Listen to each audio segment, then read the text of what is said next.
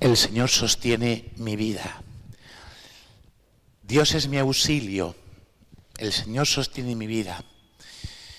Mis queridos hermanos, hemos cantado estas palabras en el Salmo, respondiendo a la primera lectura en la palabra de Dios.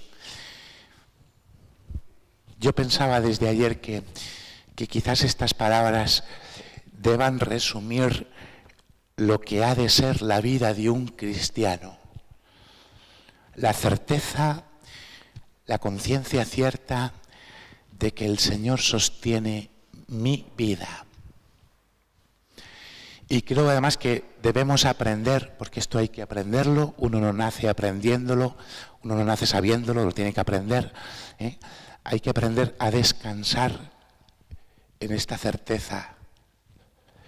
No solo hay que aprender a que la propia vida está sostenida por Dios, sino que además yo creo que es bueno que nuestro corazón descanse en esta certeza. Hay alguien más grande que yo, que me conoce mejor de lo que yo me conozco a mí mismo, que me ama más de lo que yo puedo amar.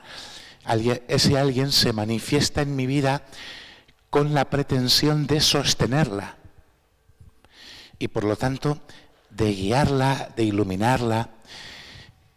Creo que es importante porque si uno no toma conciencia de que es el Señor el que sostiene mi vida, entonces uno intentará sostener su propia vida.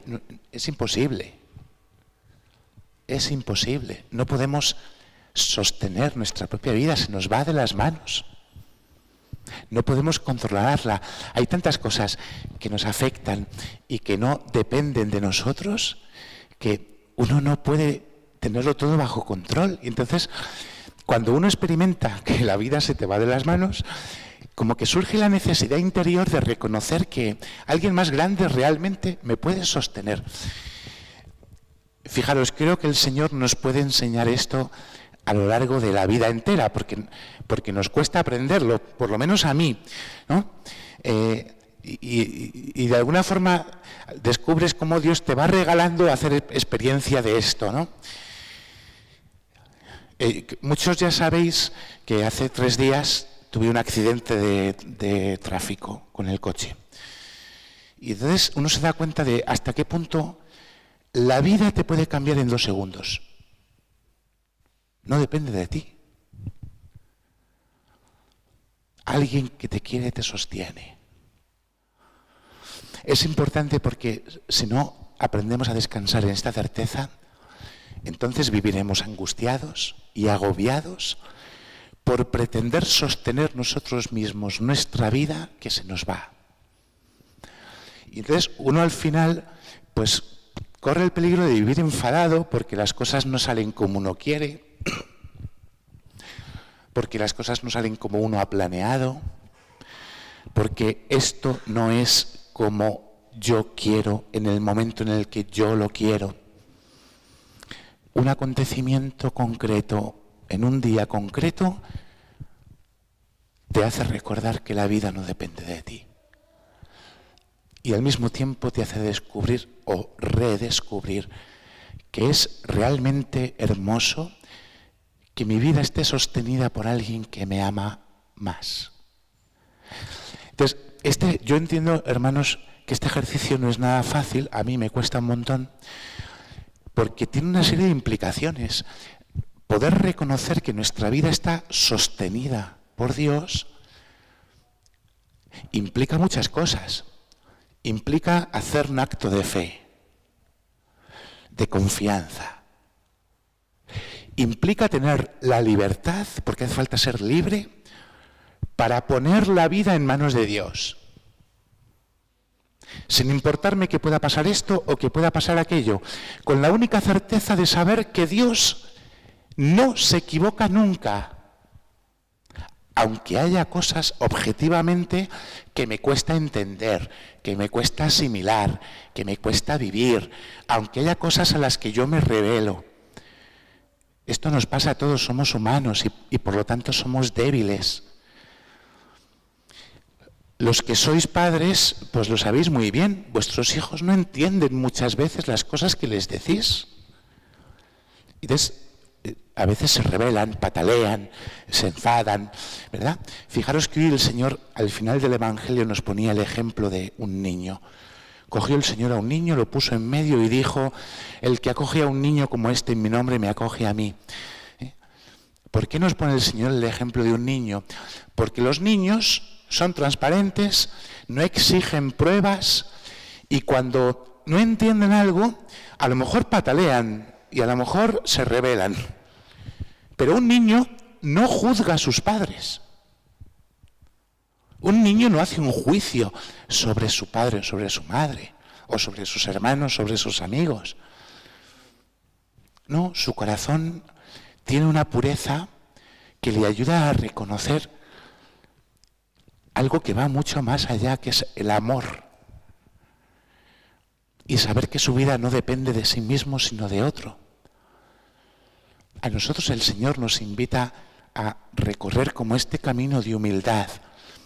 Fijaros que el Señor realiza esta enseñanza a propósito de que después de haberle enseñado a sus discípulos, de haberles instruido lo que significa que Él es el Mesías, como escuchábamos el domingo pasado, y Dios es Mesías, Cristo es Mesías, por el camino de el Hijo del Hombre va a ser entregado en manos de los hombres y lo van a matar y al tercer día resucitará.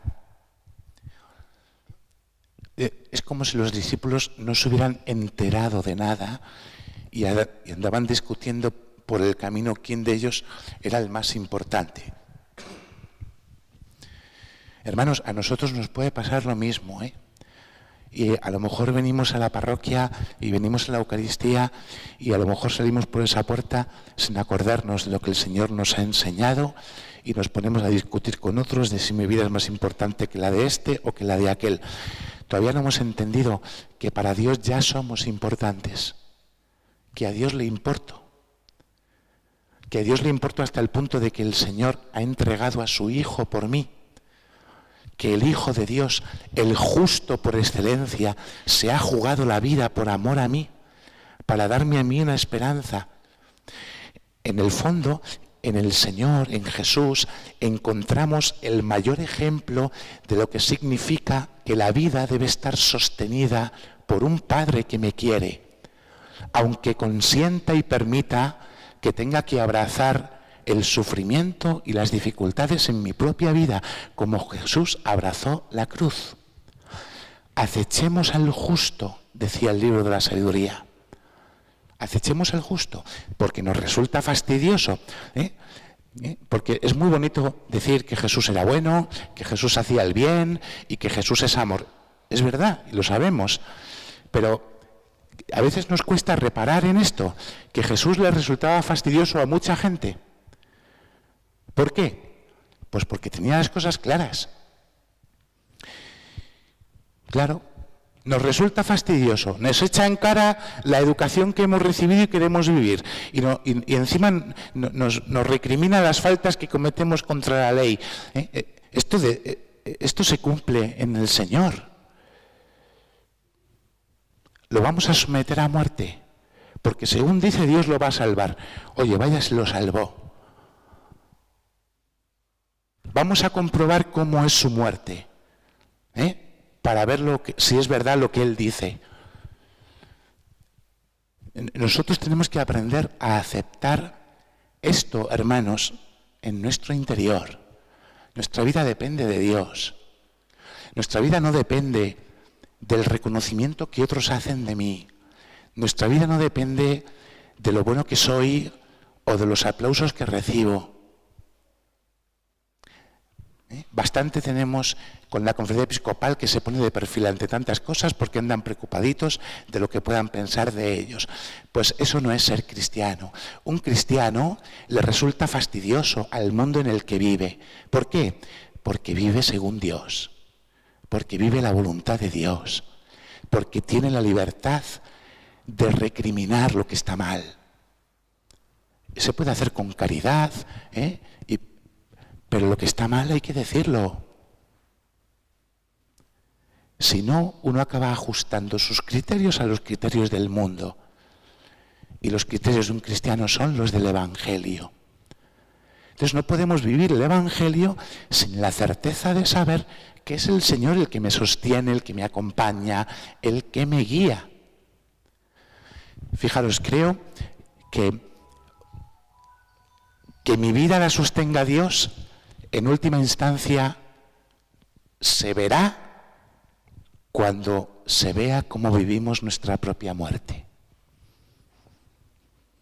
¿Cómo nos preparamos nosotros para nuestra propia muerte? Es que para la muerte hay que prepararse. Y si no me preparo, pues entonces a lo mejor es que el Señor no sostiene mi vida y la pretendo sostener yo. Y se me irá de las manos.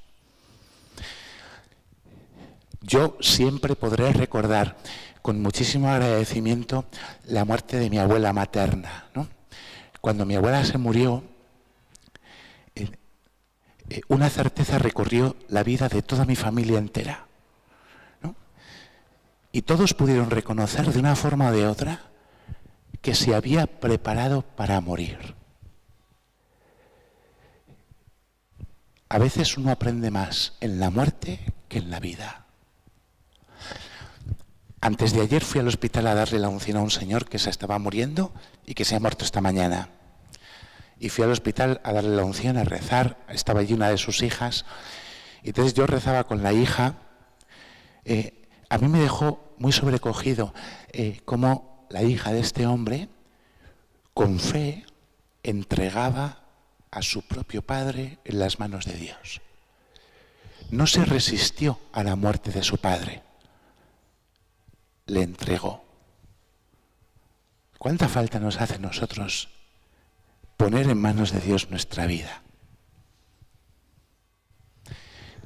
Solamente cuando uno tiene la libertad suficiente como para poner la vida en las manos de Dios y vivir con la certeza de que el Señor le sostiene, entonces es cuando puede vivir su vida como una entrega, como un servicio, sin importarte si eres más importante o menos, porque ya sabes que eres importante.